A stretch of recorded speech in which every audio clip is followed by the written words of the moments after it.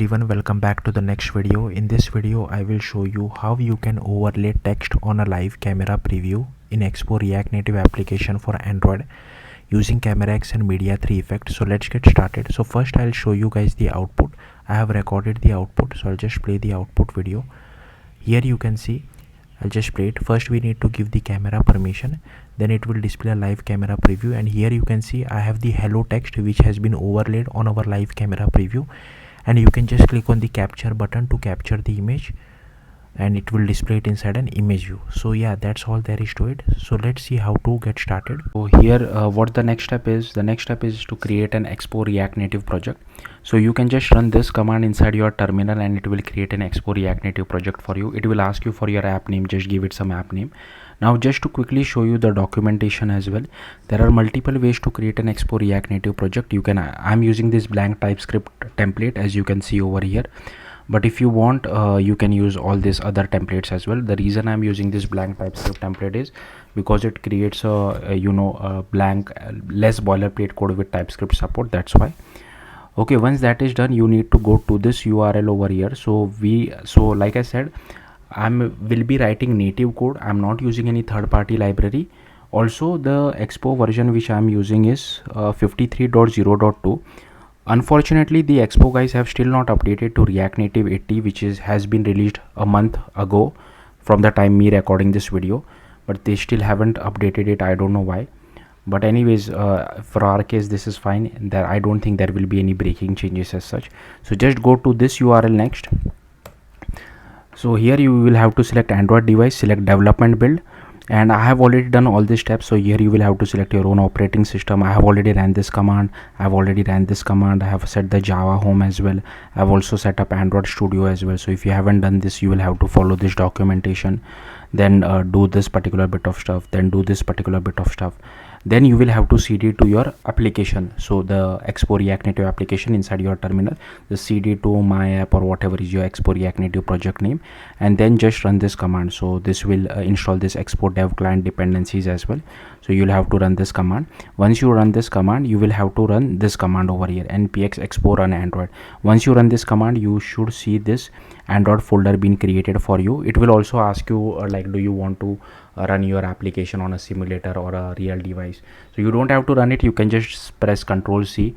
We'll run it at the very end once the application is done, once we finish writing code, because we will be writing native code, right? So you can't just hot reload or hot refresh. You will have to run it from the start, so no point in running it now. Okay, then we need to create this module. So for that you need to go to this particular documentation. Like I said, this is only for Android, so we are not concentrating on iOS. So I'll open it inside a new tab, and here you can see you first need to run this command. Okay, then it will ask you some questions like what should be the module name. Don't enter anything, just press enter. That's it, and it will give you this. It should create this folder for you, modules, my module. That's it. Okay, now I'll just close this. Now a few things which you need to do. So first you need to go to the src folder, go to my module.type.ts, and here you can see this is the URL. Like this is the thing which we will use for sending, this key we will be using for sending the image URL from native Android side to Expo React Native side. Okay, now here I have commented this particular thing out. Now this all thing was present by default, I have not added this by myself. I will tell you what I have changed. I have commented these two things out. Now don't get confused by this URL and this URL. This URL is for sending the data back from native Android side or from native side to Expo React Native side, and this basically is a prop. We are not using any prop, so I have commented this out. And this particular thing is same what I have written over here. I have just changed the name on image taken just so that it makes more sense in our case. That's why, that's the only thing which I have changed. Okay, and I don't think I have changed anything inside my module. Just check once. I think this should be the same for you as well. Then once that is done, you need to go to the Android folder. You need to go to build.gradle, and here you need to add this dependencies block. So here you need to add this camera core, then this camera 2, camera lifecycle, camera view, then Android X camera media 3 effect, which is still in alpha at the time of me recording this video, and this media 3 effect as well. If this library does become stable, make sure you use the stable version. Then Android X app compat 1.7.0 as well. Okay, once you add all this, you need to go to the main Android folder, go to app, src, main android manifest.xml, and here you can see we need to add two things. First is this uses feature of android hardware camera as well as this camera permission, so make sure you add these two things. Now we also require this write external storage, but this was added by default when we create an Expo React Native project, so I don't need to add it. Okay, and also the internet permission is a good thing to do. Okay, once that is done, let's just see how to use it. We'll see the implementation in a bit. So just go to app.tsx, and here are all the imports which I have written, so feel free to pause the video and copy all these imports. Then here we have one state for image URL, one state just to check whether camera permission was granted or not. Then here I am just checking whether the Android version is greater than 10 or not, greater than equal to 10, because from Android 10 we don't require the write external storage permission. So that's what I'm doing over here inside this method. Depending on the Android version, we are asking for the required permission, and here you can see once the permission has been granted, we just change the state of this particular variable over here as well. Okay, and inside use effect we just call this particular method over here. Once image URL is not equal to empty, then we'll just display the image using the image React Native image element. If it is empty, like at the default it is empty, and if camera permission is granted, then we just display this camera preview as well as our capture button. Else we just say display a text saying camera permission not granted, and these are the styles for that particular thing as well. Okay, then again you need to go to module, my module, go to src java, and here you first need to go to my module.kt. Okay, first you need to add this particular import. Now why we need to add this? Because we need to annotate this my module @unstable API. This is because this media 3 effect libraries are bit like this is an alpha, right? But this unstable API is because of this particular library. Even though this is stable, the API is bit unstable. This is one of the quirks of Android development. Hopefully by the time you guys watch this video, they hopefully resolve this issue, but at least at the time of me recording we need to add this. Okay, and rest everything I have kept it as it is. Then just scroll down, and here inside my module we have commented this out because we are not passing any prof. So to comment out things in Kotlin, you just have to add this // and here also I have commented this out, events on load, and here I have this events on image taken, because that's the type which we are using over here, right? That's why I'm using events on image taken. That's the only change which you need to make. Now let's see the actual code on how to do this. So next what you need to do is you need to open this my module view.kt. Now inside this particular class my module view, you will see some basic code which is already present. You will have to delete all that code, we won't be using that. Next you need to come at the top, and you need to copy all these imports. So I'll simply scroll through this. Feel free to pause the video and just copy all these imports which is there.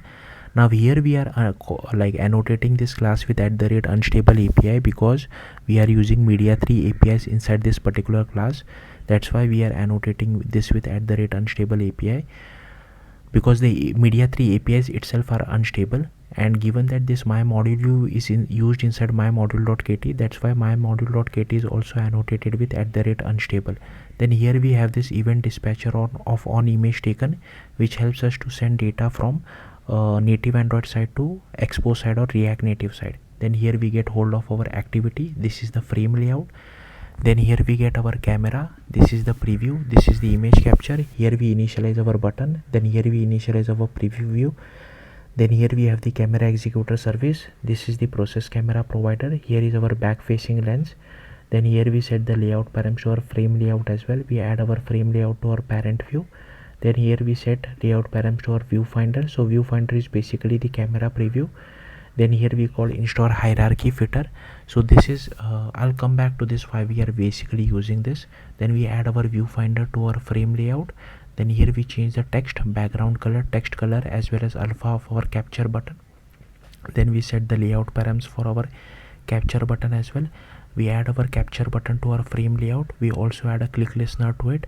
Then here we override on attached to window, and if we has the camera permission, then we call viewfinder.post setup camera.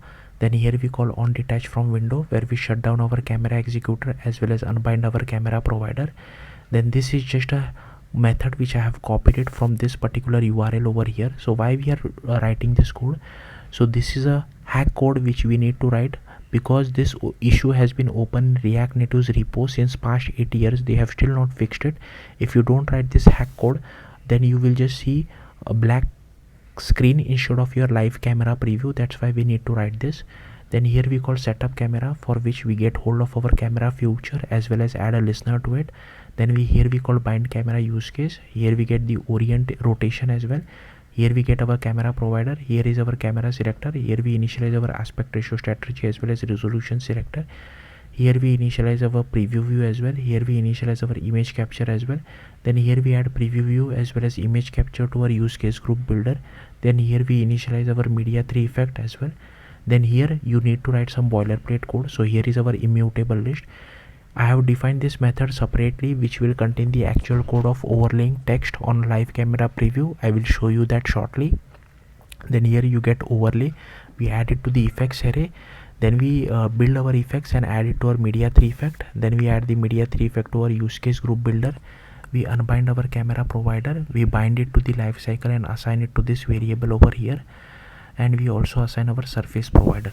Then here is our take photo method, where we get hold of our image capture. Here we get hold of our simple date format. Then here we pass content values, where we pass the display name, mime type, and if Android version greater than P, we also set the relative path. Then here we have image capture dot output file options. Then we do image capture dot take picture. Here we override on error as well as on image saved. Inside on image saved, we send the URI of the saved image back to React Native side. We unbind our camera provider as well. Here we just check whether we have all the required camera permissions or not, and here we have defined our variables tag and file name format. Now coming back to the actual meat of this tutorial. So here we have defined a method. First you need to define an immutable list. Then you need to use static overlay settings, set the rotation degree, alpha scale, and here you need to pass what text you want to overlap. So instead of hello, you can pass whatever text you feel like is right for you. Then we do overlay text dot set span. Here I pass the foreground color and here this is just a boilerplate code which you need to write. Then here we set the size as well. Again, same boilerplate code which we saw previously over here. And here we set the absolute size, so you can change this to whatever you feel like. Then here we just do text overlay dot create static text overlay, then add it to our overlays builder. We build it, and if it is empty we pass null, else we pass our proper overlay effect. So yeah, that's all there is to it. If you have any questions, do let me know in the comments. Thank you for watching. Bye.